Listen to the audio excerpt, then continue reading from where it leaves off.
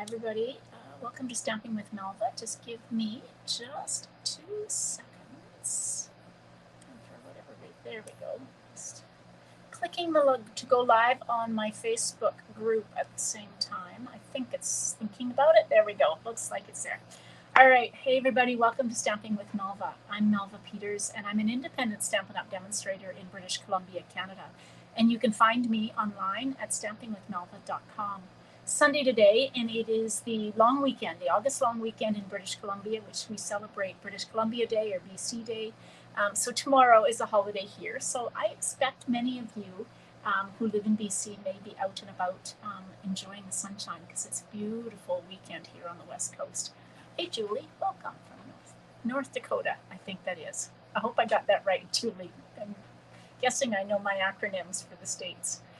Okay, so today I'm going to use the Frosted Forest bundle again. Yesterday I used the masks and created a card. Today I'm going to create a masculine looking card using the dies. And I don't think I'm going to do any stamping other than a sentiment. Hey Nancy, welcome. All right, so let me switch over and we'll get started.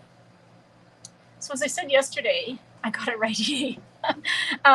I love this Frosted Forest bundle. So it is a bundle that includes not only the stamp set and amazing dies that you can cut the stamped images as well as some standalone dies. Oh, hello, Sharon from North Dakota too.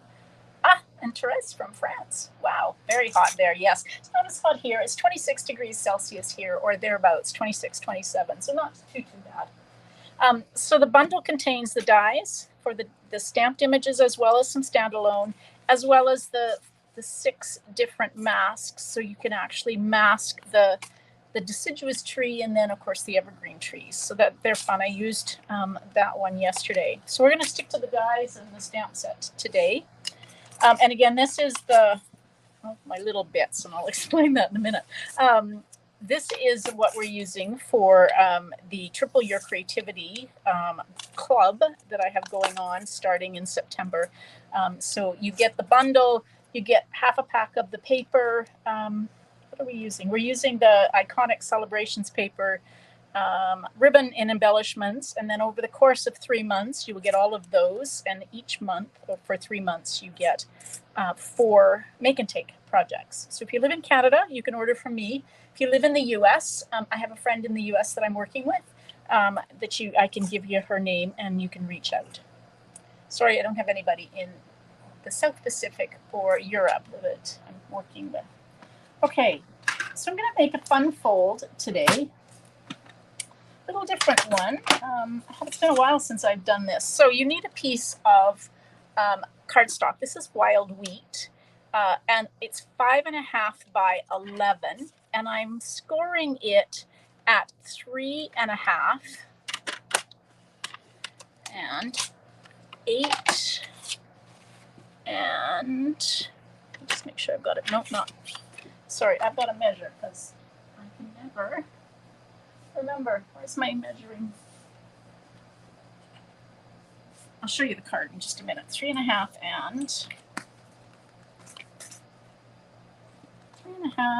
and 7 3/4. I had it in my mind it was 8 3/4, but it's not. It's 7 3/4. Okay, so again, 5.5 by 11, and then scored at 3.5 and 7 3/4.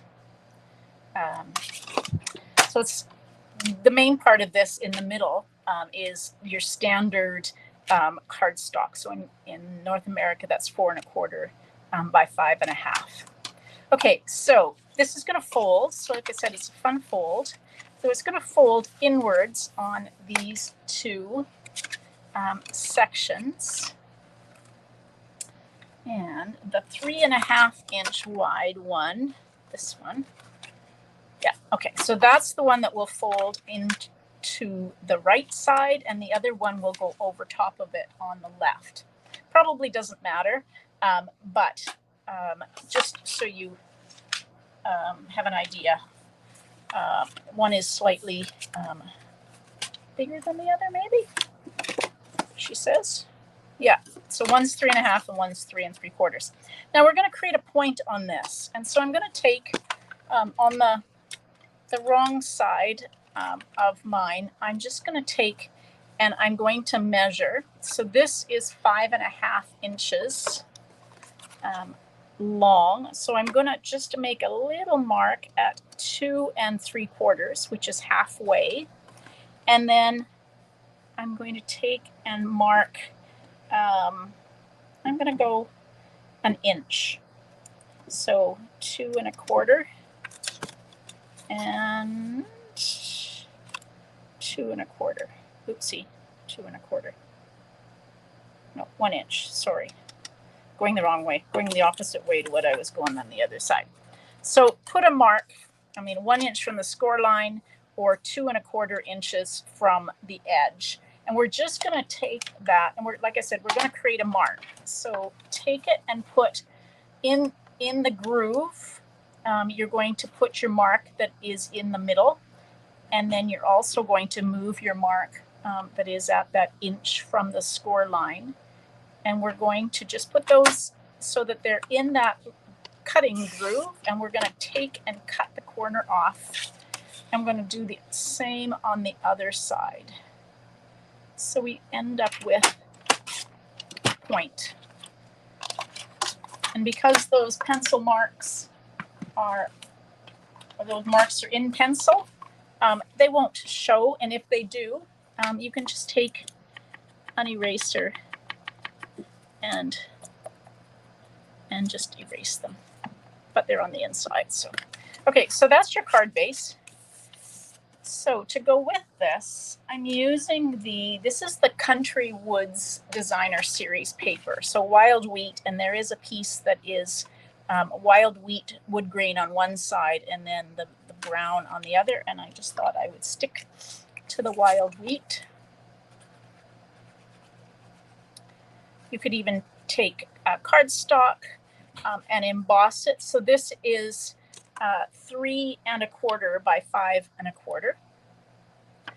I'm just gonna, okay. I switched it around because I have more detail on this one side, and so that's going to show as opposed to the part that's tucked underneath. Okay, now I went ahead and did some cutting. So on this side, I'm going to put a tree. Now, did you know, I don't know why I missed this. We have 12 by 12 wood grained or timber grained white paper cardstock. It's one-sided, but it is already embossed. I had no idea. I don't know where I was, but I missed it completely. So I've cut the tree out of that. It's white, and so I want to add some color to it rather than stamping. So I'm just going to use, hopefully quite light, some early espresso. And I'm just going to kind of add some color to this. Not only will this, and maybe what I'll do is I'll go a little darker on the trunk because that's going to show more. The other, I've got some die cuts that I'm going to put over it. There we go. And I don't know if that helps you see the wood grain a little bit better. So adding, it's towards the back of the paper of the catalog, and I have no idea why I missed it, but it's so cool. All right, so I've got my wood grain. I think it needs a little bit of blending, and so, nice, Nancy. Well, you were ahead of me, because I didn't know about it until just the other day. Well, I guess long enough ago that I was able to order it, but okay, so we've got that blended. And then I went ahead and I cut out my tree branches out of early espresso. And if I was clever enough, and I'm going to do what I said the other day, I am going to move my my adhesive sheets to underneath my Stampin' Cut and Emboss machine, because I always forget to use them, and then I end up using glue and get it all over my fingers, and it kind of gets all over the place. I'm not so worried about it with this. I don't like it on my fingers, but these are going to be covered. So then I went and cut out 2 of these die cuts. So this kind of gives you leaves, and I cut them both out of wild wheat. But I thought, because the early espresso is going to show, and I cut 2 of them out just because I think I want them. I pulled out, if you haven't played with this or haven't thought about this for a while, this is also something I don't use very often. There is a brush end that screws into your Take Your Pick tool. It comes with a foam mat, not this one because I couldn't find the foam mat it comes with. It's smaller and it's thicker, but I used this one. This was one I had for my Stamparatus. And if you run this through, because it's really fiddly to poke all of these little bits out using your Take Your Pick tool. So I ran this through a couple of times just because that helps to really loosen up those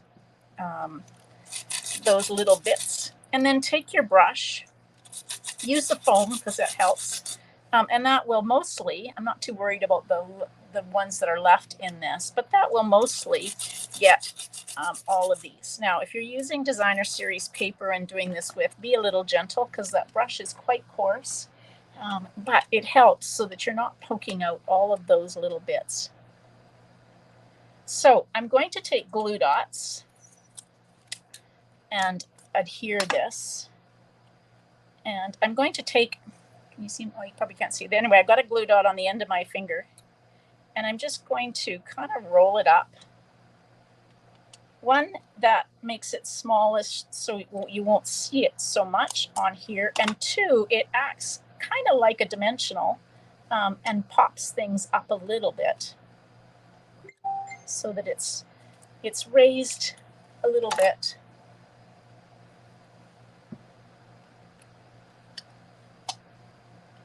And so I'm going to do this for the bottom one just to pop it up a little. You can use liquid glue. You could use the adhesive sheets. But I'm going to make these kind of free floating just so that they're raised a little bit and floating like they're blowing in the wind. And I'm going to do the same on this one. But I can actually put those on right on here. You could do different colors if you wanted to, but I decided to make more of a fall card.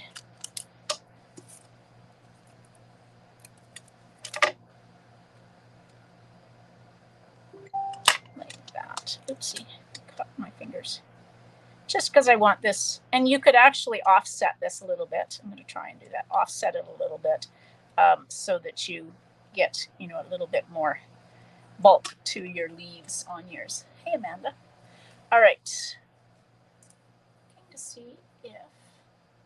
Oh, okay, so if anybody's watching on my Facebook group, can you leave a comment and let me know that commenting is possible? I had somebody tell me the other day that they weren't able to comment in my group, and I'm not sure what the issue is or if there is an issue. Okay, so there we go. There's my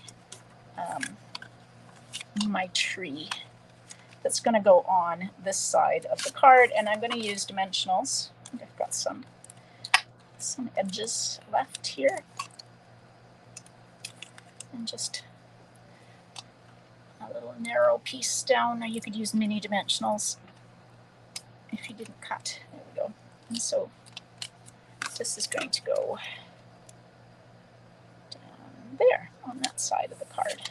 Now, if you wanted to, you could use a ribbon to hold this closed. I'm just going to take my bone folder and just really give that edge a good burnish. And the same with this one. I didn't really do that when I folded it. And so that will just make sure that it stays closed. But you could use a magnet, or you could use ribbon, or I'm just going to leave it the way it is. but I do need a sentiment and I do need some embellishments. So I've got some twine. Well, let's do a sentiment first. So I'm going to stamp my sentiment in early espresso. And what sentiment am I going to use? I think I'm going to use this one that says, birthday wishes for a day as great as you are.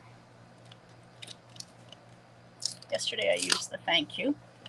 Today we'll switch it up, make a birthday card.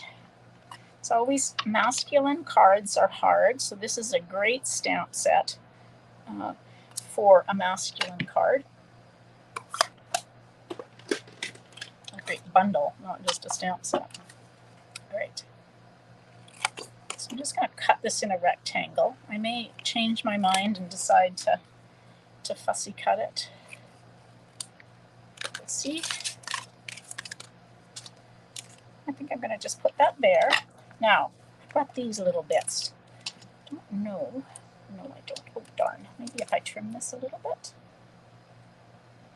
I'm trying to be able to put a mat of wild wheat. Oh, I can. All right, perfect. I'm going to glue and adhere this on with some dimensionals, and then I'm just going to cut around it. Just leave a 1/16 of an inch all around. Yeah, thank you, Amanda. If you give me a thumbs up, or if you think about sharing this video to your group or page, I appreciate the support. All right, just trimming this because I really want to pop this up. There we go. Huh. Save your little bits, but don't keep them saved. I don't know if you're like me. I have so many little bits. I try and not hoard pieces like this, but if it's sitting on my desk, then I might as well use it. Trimming. Okay, this didn't work. Thought I could just trim that a little bit. Now I've got an uneven edge. There we go. All right, and then just trimming just a little bit off that. That way, I'm not going to pop that up. It's already got dimensionals on it, so I'm just going to adhere this flat. Now, you might not be a wild wheat fan that I am, but I love wild wheat, and so I really love the color of this card. Now, twine. Somewhere I have some linen thread, so we're just going to tie a little bow. Actually, I'm going to double tie a bow. So I'm going to cut 2 pieces of linen thread and then tie a bow. I think you can do bows on masculine cards, but I think twine is better than ribbon. That's my personal opinion. So we're going to do a bow on this masculine card.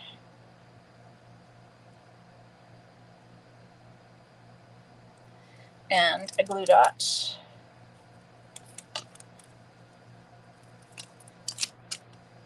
Like that. Trim.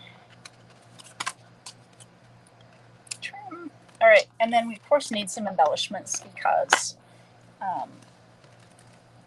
ribbon is never enough. And so these are the pecan pie and clear ribboned dots, adhesive back dots.